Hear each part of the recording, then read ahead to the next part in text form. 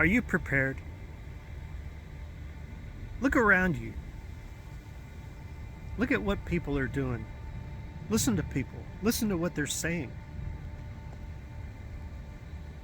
Everybody needs to keep their eyes open and ears open.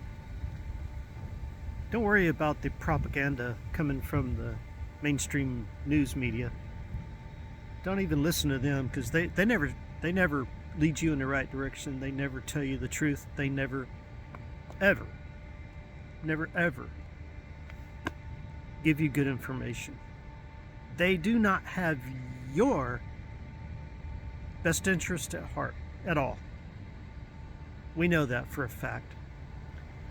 So are you prepared for when something happens with the economy, or something happens with, say, certain industries based on, the geopolitics of the world, and based on, all the stupid politics going on and all this bull, right? I'm not generally a political guy, but I do have a little bit of common sense. I like to listen. I like to watch. I like to use my ears and use my eyes and use my noggin. A lot of people don't do that much these days. Doesn't seem like. A lot of people make up their minds about what's going on, based on the propaganda of the major news corporations. And we all know it's BS propaganda, going on. It's been going on. When President Obama was a president, he signed into law, a lot of people don't realize this, but it's a propaganda law, saying it's allowed to use propaganda against and internal to our country, against its citizens, against corporations, against political enemies, against political opponents, all that good stuff. The news media was a huge part of that, and they're still doing it today. Trump's been fighting that. He's been trying to get that straightened out. But when you use your own ears and your own eyes, and you use your own thinking noggin, right, to think things through, you tend to start looking at things a little differently. You tend to kind of look over your shoulder. You kind of pay more attention to what's going on in the workplace. Pay more attention, like when you go to the grocery store, or you go to the hardware store or something like that. You tend to pay a little more attention to what's going on, don't you? One guy I talked to this morning said that lumber prices have really changed.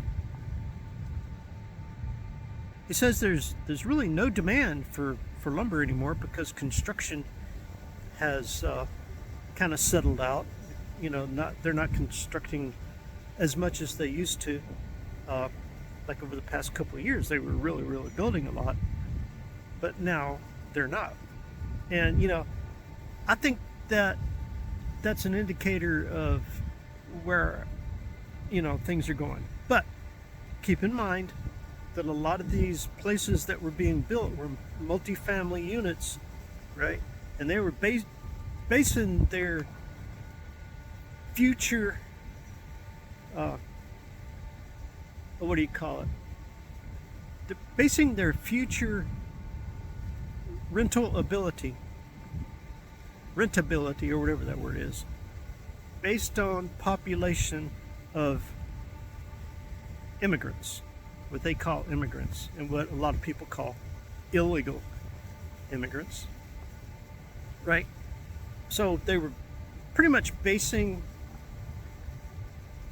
their future and their businesses on housing for illegal immigrants, and other immigrants coming here legally. We see just hundreds and hundreds and hundreds of them, especially in the city I live in, coming in daily, We got an international airport here.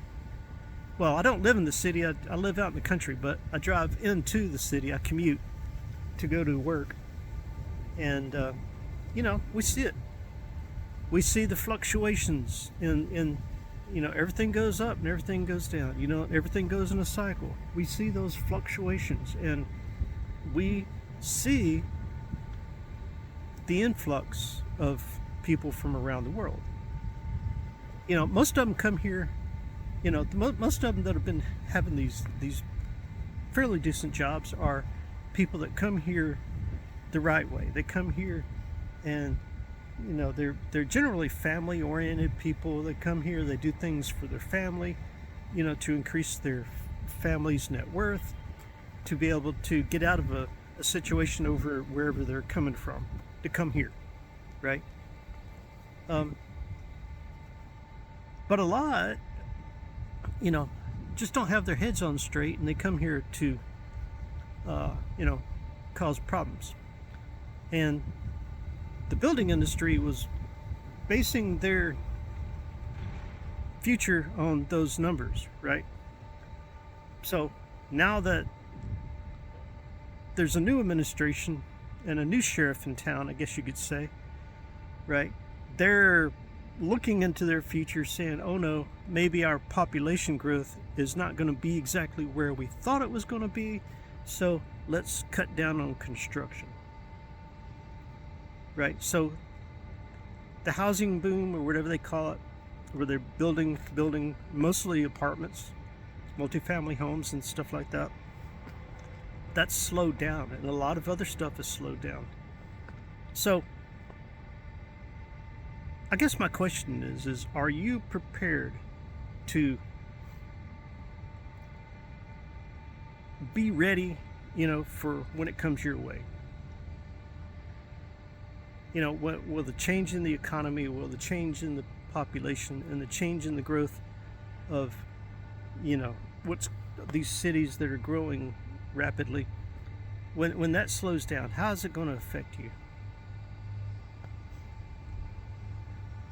I think I'm prepared. I got a lot on my mind, a lot that I've been thinking about, and a whole lot that a whole lot I'd love to talk about, but like I said, I'm just not. I don't like to jump into politics much. I do a little bit here and there, maybe one or two people that I know, but for the most part, I just want to, garden and, go home and enjoy my family and this and this. I don't want to stress. I don't want to worry. I don't want to, be this high anxiety person because of what the rest of the world thinks I should be like, right? I just want to relax. But I also want to be prepared, not just financially, but I want to have like a big pantry full of food. My goal, I think, one of my goals is to have enough food in the pantry to last me and my family for 5 years. I'm talking about canned goods, like dried beans, things that we jar and can from the gardens, preserved foods. I want to have my gardens. I want to have my fruit trees and my berries, bushes, and my vines and stuff like that. And I want to be able to make my own wines and my own meads, my own beer. Basically be 80% self-sufficient.